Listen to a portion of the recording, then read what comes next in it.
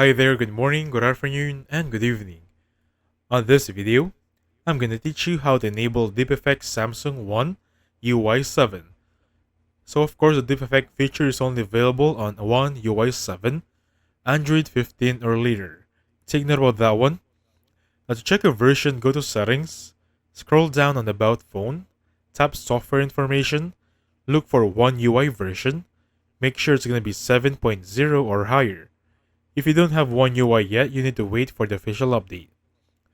Next, choose a portrait photo. So Deep Effect works best with portrait style photos that may have unclear or clear subject. So open the gallery application, find a photo with a person, pet, or subject in focus. Tap the more options or long press to select. And then of course choose as wallpaper. Step 3. Set the lock screen wallpaper. When selecting the wallpaper, choose lock screen. Look for the Dip Effect toggle or option, and tap to enable Dip Effect. Just adjust the positioning or subject if prompted, and tap Done or Set as Wallpaper. Now step 4, that would be test if it's really in Dip Effect. So lock your phone, tap the screen or press the power button.